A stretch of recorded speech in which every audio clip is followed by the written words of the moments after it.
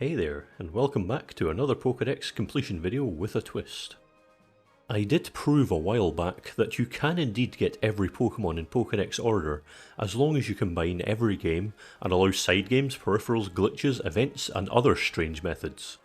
But how about getting all of the Pokémon in a regional dex in order, and only using games in which that regional dex exists? Today I'll show you how I managed to obtain every Pokémon in the Hoenn Dex while getting them all in the order in which they appear in that dex, and only while being allowed to use Ruby, Sapphire and Emerald. I didn't use ORAS due to the limitations halfway through the game, and with that dex actually having 9 more Pokémon. So I just used the GBA games. This is another little experimental run, since even after a year and well over 10k subs I'm still finding my feet. Thankfully, my channel isn't dictated by sponsorships and deadlines, so I can make whatever I want, whenever I want, and if they're a flop, who cares? Let's hope that comment doesn't age poorly.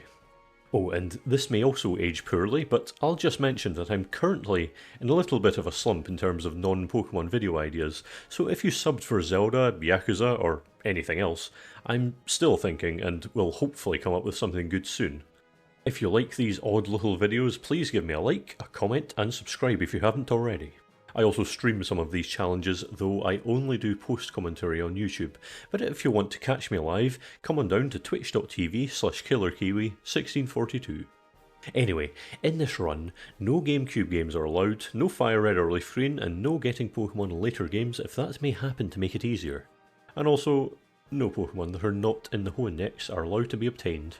I can of course trade between Ruby, Sapphire and Emerald, just like with my huge Pokédex series, which you should totally check out after this if you haven't already. The Pokédex in a single game isn't what I'm keeping track of, just the Pokémon themselves being obtained, and also, it's not a living dex.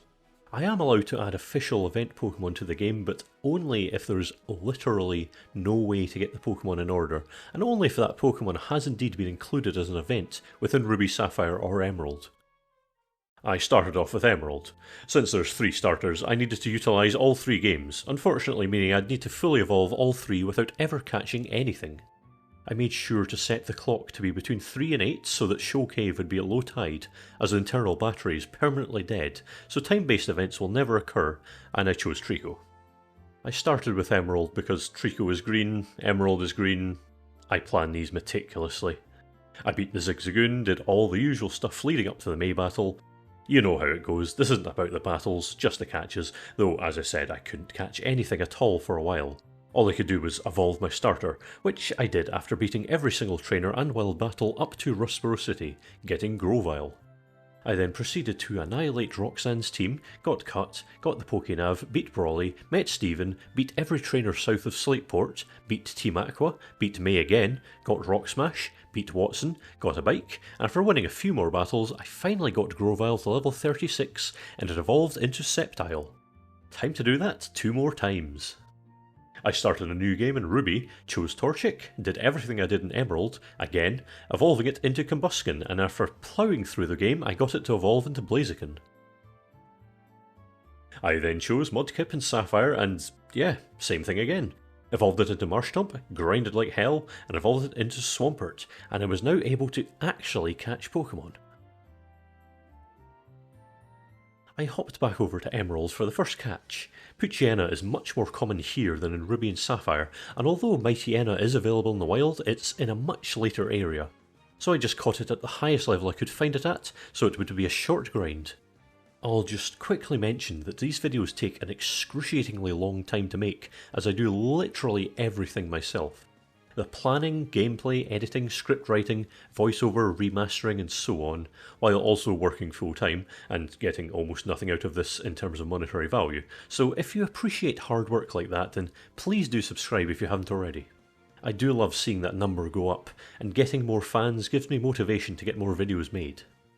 And with that smooth little promotion done, let's evolve Poochyena. And now we return to Sapphire. I tried to have a good spread of Pokemon across the games, although I did actually catch Zigzagoon in all 3 games due to Pickup being so useful for rare candies. And for that reason I actually caught 2 of them as well. After that I did a little grind and one of the Zigzagoon evolved into Linoon.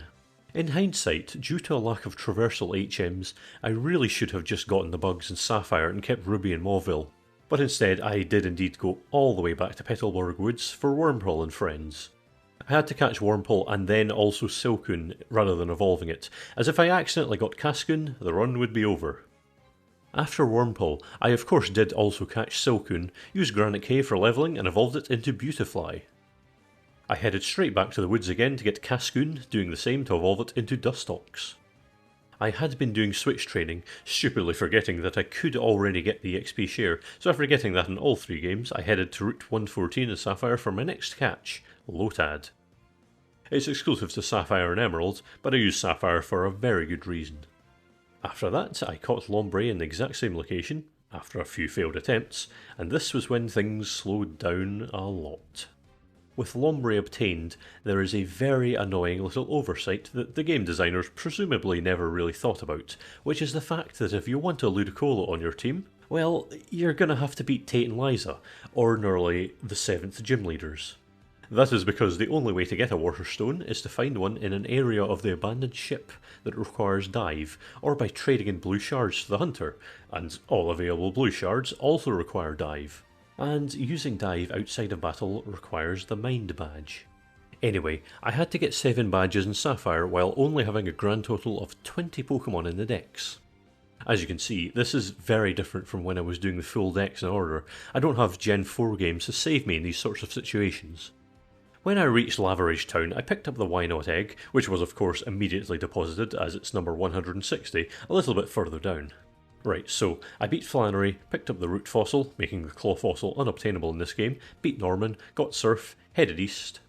Oh, as I pass through Route 118, I'll just mention quickly that I'm not playing Omega Ruby or Alpha Sapphire, because when you get to this stage in those games, Steven shows up and forces you to go to Southern Island and pick up Latias or Latios, and there is no way around it, so that's a hard pass. I made my way north into Route 119, and there were plenty of Pokemon here to get that I had to agonisingly ignore. You might be wondering at this point why I'm playing Sapphire first and foremost instead of Emerald. And this is due to the cast form problem. You see, in Ruby and Sapphire, once you beat the Weather Institute, you're given a cast form that actually doesn't go into your team or the boxes if your party is full. In Emerald, however, it goes into your box if your party is full. The only way to get around getting cast form in Emerald is to fill up all of your boxes, and I was just simply not going to obtain 420 individual Pokemon just so that I could use Emerald instead. Unfortunately, cast form is number 142, and I only have 20 Pokemon, so Emerald wasn't going to get to do much for a while. Any Pokemon that can only be obtained after Route 119 were completely off limits for that game, and had to be obtained only within Ruby or Sapphire.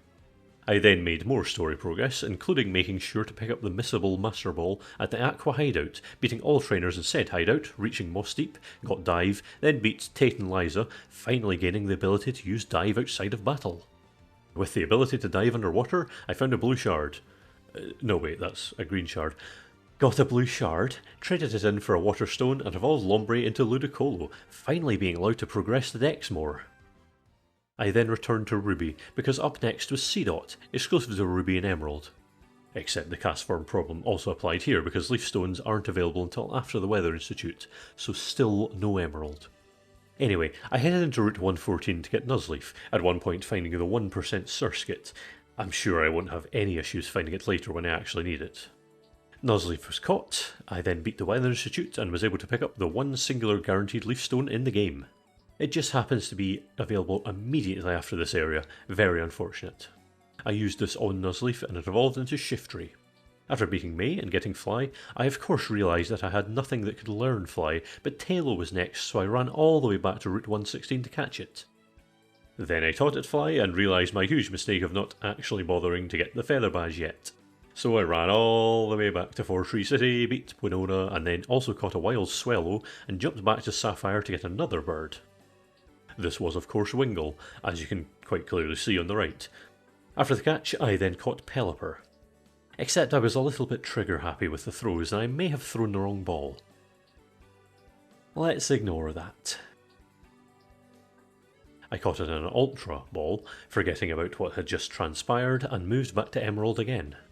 With no fast travel in this game, I ran all the way back to Route 102 to catch Ralts.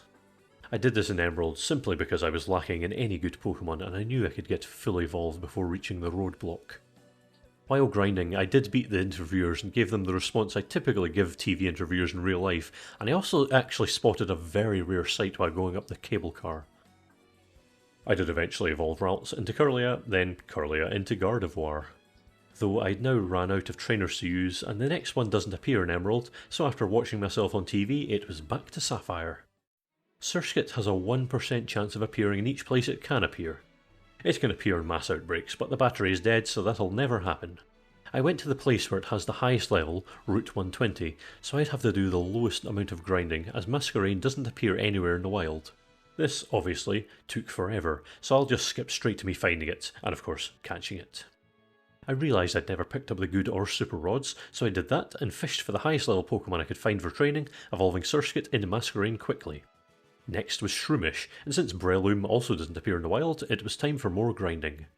Unfortunately, Shroomish only appears in Petalburg Woods, so it was a much longer process, but I did get it evolved and moved on to the next one. Which was Slakoth, another whose evolved forms can't be found in the wild.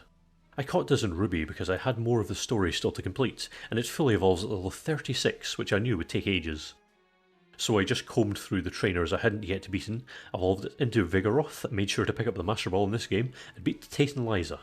I was at the same stage I was in Sapphire, but Vigoroth was still quite a distance from evolving, so I just went around beating any other trainers I'd forgotten about, and then had to rely on wild Pokemon in the sea. And it did evolve into Slacking, finally. We now come to the first Pokemon in the Hoenn Dex that is not in Gen 3, Abra. I caught it in Emerald instead of Ruby or Sapphire, but I wonder why. Who knows? I trained it up for not too long, and at level 16 it evolved into Kadabra. I then started a new game on a separate Emerald cartridge. Let's just call this save Emerald 2 going forward. I got a starter and caught one singular Pokemon so that I was able to trade, and then entered a trade room in the other version of Emerald on my other GBA. The reason I had to do this is because I don't have a link cable, but I do have two wireless adapters. Ruby and Sapphire don't support the wireless adapter, but Emerald does, so therefore any time I wanted to trade during this run, I had to do it between these two copies of Emerald. The VBA emulator can emulate trades between two emulator windows, but only if it would make use of wireless adapters. It doesn't support the use of the link cable. I could of course have just cheated in the trade evolutions, but I decided that it'd be boring, and therefore it'd be more interesting if I incorporated a second Emerald game for trades. I have two GBAs, two copies of Emerald, one copy of Ruby, one copy of Sapphire, two wireless adapters and no link cables. And it's 2005 and my dad won't let me use his eBay account to buy a link cable. And Pokemon isn't cool at school anymore, so I can't trade it with anyone else. Anyway, I traded Kadabra into Emerald 2 and it evolved into Alakazam. And what a beast of a Pokemon to have at the beginning. Shame about it not obeying me, but oh well. I caught Nincada in Sapphire, and then I caught Nincada again. You know where this is going. I got one of them to level 20 with a full party, evolving it into Ninjask without getting Shedinja, then got the other one to level 20 with a spare slot, evolving it into Ninjask and getting Shedinja. I headed to Rusturf Tunnel to catch Whismur. I decided I'd keep this on my team for grinding, which may have become a bad decision. I guess you'll just have to wait and see for yourself though. I entered Stratopolis for easy access later, then went to Seafloor Cavern, got through that very fun area, beat Archie, evolving Whismur into Loudred in the process. Story stuff happened, blah blah blah, Kyogre, Rain... Kyogre. Yeah, that's number 198. We're a wee bit far away from there. So I just had to knock it out. It doesn't respawn at all in this game, but that was fine. I had a very simple contingency and already knew I'd need to do this going into this run. I then beat Wallace and was able to use Waterfall to get to Evergrande City. And in Victor's Road, the Loudred you can find in the wild are at a high enough level that just leveling them once would evolve it into Explode, so that was the obvious choice. While I was there, I also caught Makihita, which took a while to find since the pre-evolved forms are actually rarer here. And then straight after, I caught Hariyama. I went to the Safari Zone for my next few catches. This is something I completely skipped when I did the National Dex order, because there is not a single Gen 3 Pokemon found here, and therefore it was useless to me. But in this run, every Hoenn Dex Pokemon needs to be obtained, which therefore included a whole bunch that could only be found here. Goldeen isn't actually one of them, but I caught it here anyway, since Seeking is exclusive to here, and you should know by now what I think of grinding when there's an easier alternative. But, well, you know how the Safari Zone is. Not fun. I did eventually catch one though, and also got Magikarp while I was here. But not Gyarados, that's exclusively found in Sutopolis City, so I headed there to catch it pretty quickly. Next up is Azurill. Ah, that's not good. You can't obtain it anywhere at all in the wild. The only way to get it is by breeding Marill or Azumarill holding a Sea Incense, and they are of course right after it in the Hoenn Dex. No problem in the National Dex, but in this region there's no way around it. So unfortunately, for the first time, I had to just skip it. Yeah, obviously I wasn't just going to give up that easily. Thankfully, in 2004 in Ruby and Sapphire, there was a New York Pokemon Center event. And so I unlocked mystery events in Sapphire by inputting the password mystery event is exciting. That added it to the main menu, and then I hopped back in time, grabbed the event Azurill, and after showing it off, I immediately released it and was able to move the Pokédex forward. Anytime I did get a Pokemon from an event, I made sure to then obtain it properly later on. This didn't happen too many times though, thankfully. With that said, I caught Marill next. I then did a little grind, evolving it into Azumarill, then picked up the Sea Incense at Mount Pyre, gave it to my Azumarill, which was female, put it into the daycare with a compatible male companion, got an egg and hatched Azurill properly. I needed to progress Emerald 2 a bit more, so I did that and made my way to Granite Cave to catch Geodude, trained it up for a little while, got to level 25, evolved it into Graveler, and then trained it into Emerald 1, so to evolve into Golem. Back to Ruby now, and still in Granite Cave, I smashed rocks for a while until I found Nosepass. After the catch, I spent an even longer while looking for Skitty. It has a 1% chance of appearing, so this took a very long time. Naturally, I won't make you sit through it all though. I picked up the one singular Moonstone in Ruby because the only other way to get it is from Lunatone, and evolved Skitty into Delcatty. And while I was here, I thought I may as well just get the very next one, Zubat. Golbat, however, was not getting caught here. I went to Sapphire to find one in Victory Road. Friendship evolutions aren't the funnest, but I got to work on it regardless, beating every trainer I'd forgotten, even beating the entire Trick House, and eventually it evolved into Crobat. Next up were the jellyfish, so into the sea I went to find Tentacool. This one was level 9, so I checked until I found one at level 34, much quicker to evolve. Only took a few Victory Road KOs before it evolved into Tentacruel. All the way back in Granite Cave now, and I found myself Sableye. It's exclusive to Sapphire, while Mawile is in Ruby, so I of course jumped to that game to catch it. And while I was there, I thought I may as well just catch Aron. But later on was another wild one in Victory Road, so back to Sapphire yet again. This was truly tiresome work. Anyway, it only needed 2 level ups to evolve into Aggron. Time for another trade, so I headed back to the Fiery Path in Emerald to catch Machop. I then slaughtered wild Pokemon for ages and evolved it into Machoke, then I threw it into Emerald 2 and evolved it into Machamp. I then said hello to Meditite at Mount Pyre, and of course since I had access to the endgame I didn't evolve it.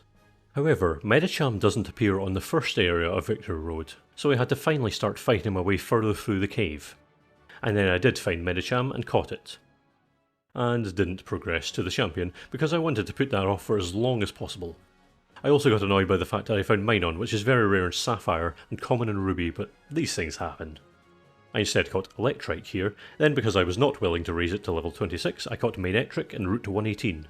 Heading back to Cycling Road again, I caught Plusle, and I was really stubborn because I saw Minun earlier and I couldn't be bothered swapping back to Ruby.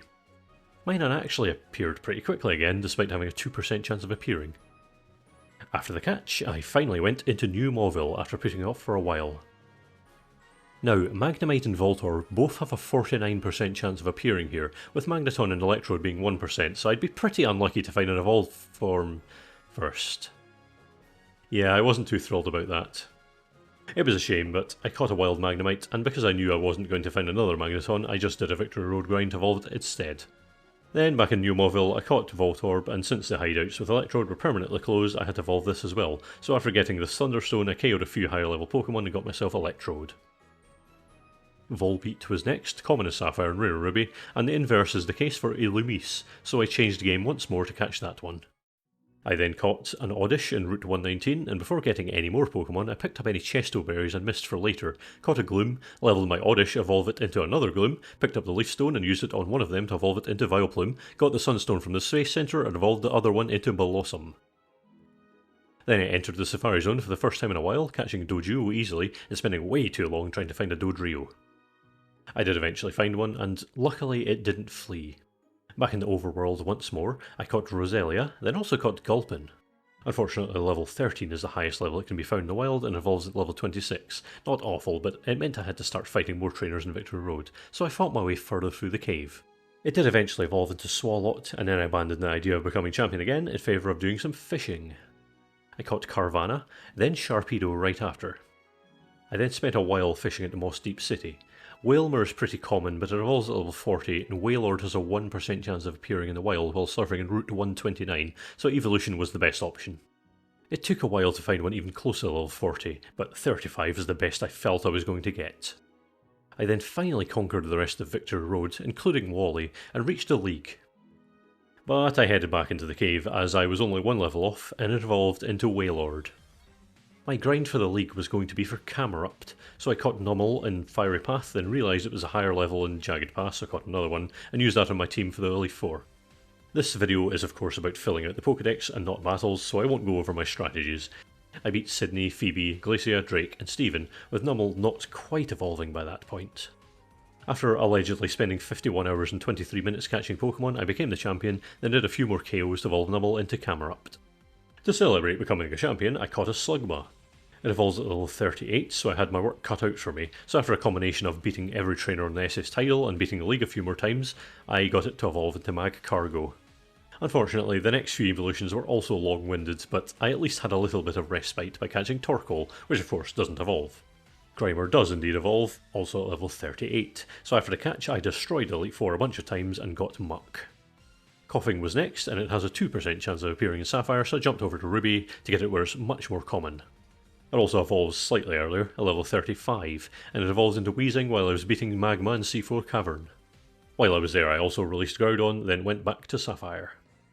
In Jagged Pass I caught Spoink, levelling it in the same location to evolve it into Grumpig. Then I caught Sandshrew in the desert, and evolved it into Sandslash after a short grind. Next was Spinda, which has a small chance of holding a Chesto berry, so after catching one, I gave my Crobat Thief and ran around looking for Spinda to steal from while catching Skarmory in the process. By the end of this, I had 11 Chesto berries. Then there was Trapinch, and guess what I had to do to get it fully evolved? Yeah, Elite Four and Champion, over and over, evolving it into Vibrava, then into Flygon. And then I caught Cacnea in the same place and brought it through the same place again, and evolved it into Cacturn. Taking a break from big long experience gaining sessions, I caught Swablu, and instead of evolving it, I headed to the high floors of Sky Pillar to catch a rare wild Altaria. I had a lot of game swapping to do, but no evolutions as I caught Zangoose in Ruby, Seviper in Sapphire, Lunatone in Sapphire, and Solrock in Ruby. While in Ruby, since I didn't have any more use for it for now, I went to the Cave of Origin and planted myself in Groudon's room before leaving it for a while. Since I was still in Meteor Falls, I got the very next one, Barboach, by fishing. I got extremely lucky as it was level 44, so after the catch I just needed one level to evolve it into Whiscash. Then I headed to Petalburg City to catch one of the best Pokemon ever conceived, Corphish. And this was level 34, so it was only one level away from evolving as well. After catching this majestic little crustacean, I beat some Pokemon in Victory Road and evolved it into the best Pokemon ever conceived, Crawdaunt. I have to give it the spotlight because I may well be the only YouTuber whose favourite is Crawdaunt, and it just doesn't get enough love. Next I was back in the desert again for Baltoy. To prevent any levelling, I travelled back to Sky Pillar to also catch Claydol. I'd picked up the root fossil earlier, so I talked to the guy in Devon Corp to have it resurrected into Lileep. I did the usual, of course, and it evolved into Cradily. I felt a little red-faced because I expected to be ditching Ruby until number 199, but I instead went back into the desert to pick up the Claw fossil, exchange it for Anorith, and spend an ungodly amount of time trying to get it evolved, with the little resources I had available to me. Eventually just giving it a rare candy for level 40, evolving it into Armaldo. Then I returned to the Cave of Origin again and was done with Ruby until Groudon, for real this time. Igglybuff was next, and it doesn't appear anywhere in the wild. The only way to get it is to breed Jigglypuff right after it in the Hoenn Dex, so for the second time I had to add an event to the game. In 2005, there were events in which you could obtain an Igglybuff egg, so I got that event, hatched it, got rid of it, then headed on over to the secret patch of grass in Route 115 to catch Jigglypuff. Thankfully, it was female, which made it a quicker process of getting Igglybuff properly. I vaulted into Wigglytuff with a moonstone before doing anything, then shoved it into the daycare for a while, getting an egg, hatching it, and obtaining Igglybuff legitimately. Alright, so next up is Feebas, and the last time I got this in Sapphire, I actually ended up going for this with no outside help at all, and by a huge miracle I fished it up after checking 4 tiles. I knew I wouldn't get that lucky this time, and also, going into this, I actually now know about this website that generates the exact tiles that Feebas will appear on, which is based on the Dewford Town trendy saying. So let's head over and see what's hip and happening in Dewford.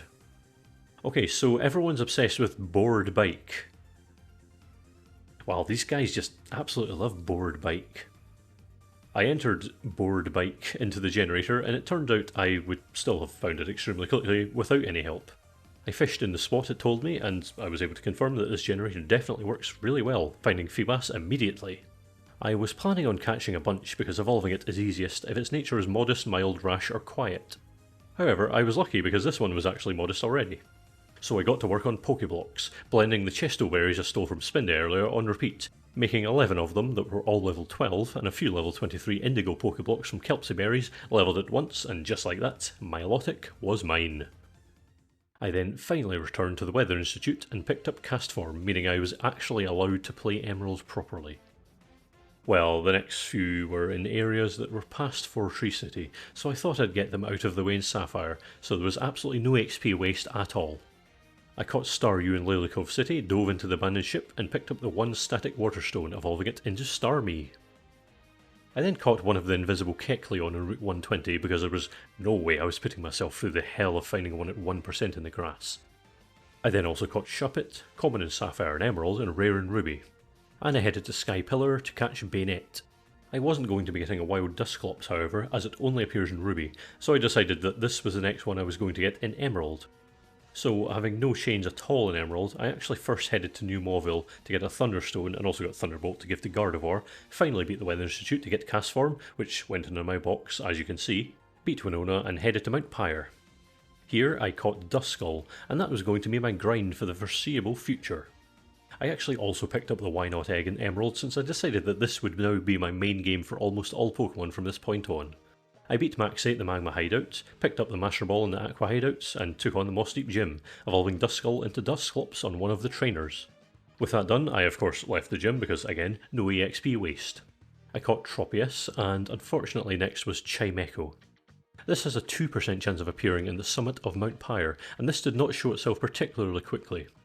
Thanks to the power of editing, you don't have to see any of that, so here is me catching it.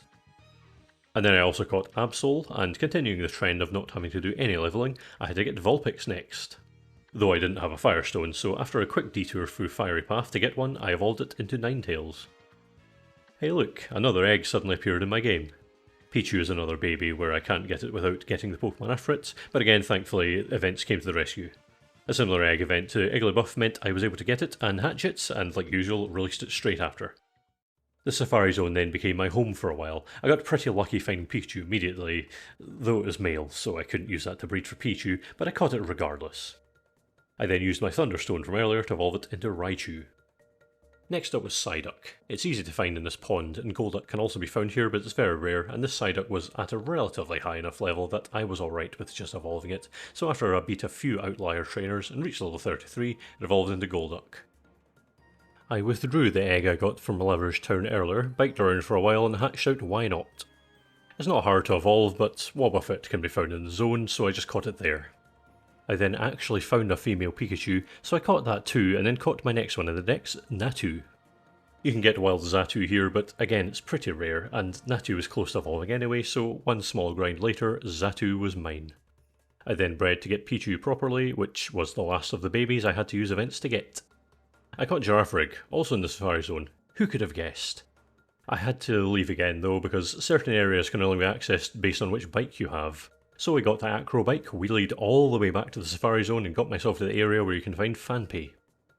But I kept getting good bad luck, with Heracross being the rarest one I could find in this patch of grass. Ignoring it, I caught Fanpy, the most common one I could find here, and for one level it evolved into Donphan. Then I had to swap bikes again because the Mac bike is required to reach the area in which you can find Pinsir, and I will say my luck with catching in the Safari Zone was pretty incredible. Oh, but I then had to go back and switch bikes again because Heracross was actually the next one. It was the very first Pokemon I found as well, very lucky indeed. Actually ignore that, terrible luck. I got Heracross successfully the next time and had to swap to the Mac bike again to reach and catch Rhyhorn. With that done, I had caught everything exclusive to the Safari Zone, a huge relief. Well, I would be relieved if I didn't have to get Rhyhorn all the way to level 42. So I beat Tatenliza, beat Magma again, and made a quick stop off at the abandoned ship, since having dive meant I could find a scanner. I kept progressing the story, with Rhyhorn gaining a little bit of experience with every fight, and watched the very high budget cutscenes that this game has to offer. I actually remember being genuinely impressed by this game having cutscenes when this was new. One for all the oldies watching, there are adults with mortgages and families who weren't born when Emerald came out. Anyway, with that grim description of our rapid ageing process, I beat Hoenn, got to Evergrande City, beat Wally and Victory Road, and after continuing to KO everything I saw, Rhyhorn finally evolved into Rhydon. I left Victory Road to head into Shoal Cave to catch Snorunt, which was permanently stuck in low tide. I didn't even realise this at the time, but it actually evolves at level 42 as well, so I powered through Victory Road, beating everything and everyone I saw, beat the Elite Four and the Champion Wallace. Unfortunately, it only reached level 41. But I did become champion, and it only took me 33 hours and 55 minutes. I made sure to say the mysterious Pokemon was blue, and then KO'd some Hariyama to evolve Snorunt into Glalie. Back in Shoal Cave, I then caught Spheal. Celio doesn't appear in the wild, so it was going to be my favourite method of mindlessly pressing A at the Pokemon League in Victory Road until it evolved into Celio at level 32, then to Walrein all the way to level 44. It was now time for the first of a couple of underwater encounters, catching Clamperl. I traded the scanner to Captain Stern to get the Deep Sea Tooth. And yeah, you know where this is going, right? I had to swap back to Emerald 2 and get to the stage where I could use Dive so I could pick up the scanner again and trade it for the Deep Sea Scale. Then I caught Clamperl in that game, with both Clamperl holding the respective Deep Sea items. I evolved one of them into Huntail, and the other into Gorbis. I actually caught Relicanth in Sapphire because that was also the game in which I caught Wailord. I wonder why that's relevant. While in Sapphire, I also traded Blossom to get Corsola quickly. Then it was back to Emerald, where I caught Chinchu and then did a bit of grinding with it in the back to evolve it into Lantern. Fishing at Evergrande City netted me a Love Disc, and after that was Horsey, which was going to be a nightmare to fully evolve. Easy to find, of course, fishing west of Pacific Log Town and catching it quickly and grinding it a bit to evolve it into Seadra. It has a 5% chance of holding a dragon scale, so I kept hitting it with Thief. I did get one, gave it to Seadra, traded it to Emerald 2, and evolved it into Kingdra. I was getting close to the end, only had 2 more Pokemon to fully evolve, and they were both pretty tedious. I caught Bagon in Meteor Falls, then ran it through the league a few times to evolve it into Shelgon. I then just dumped a bunch of rare candies on it to evolve it into Salamence at level 50. The next few were actually obtained in Sapphire, picking up the free Beldum in Moss Deep City before then doing the usual grinding process. Evolving it into Metang, I then got bored partway through its next evolution and again used up all my remaining candies to evolve it into Metagross. I had Relicanth and Wailord in Sapphire, and I therefore did the Seal Chamber puzzle in that game as well, along with actually remembering Dig, which is something I usually forget to do. After doing the puzzle that I'm sure you all know by now, I unlocked the 3 caves along with doing the puzzles within those caves to reach the Reggies. Regirock was just awful to catch. RNG was not on my side at all, so much so that I caught it while on super speed just out of frustration. Regice, meanwhile, was caught in the very first Ultra Ball I threw.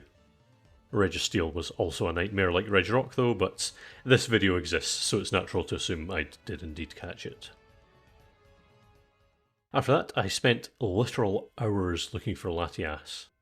The easiest method I could think of was acrobike hopping in a spot next to a loading zone and just doing it on repeat until it eventually showed itself.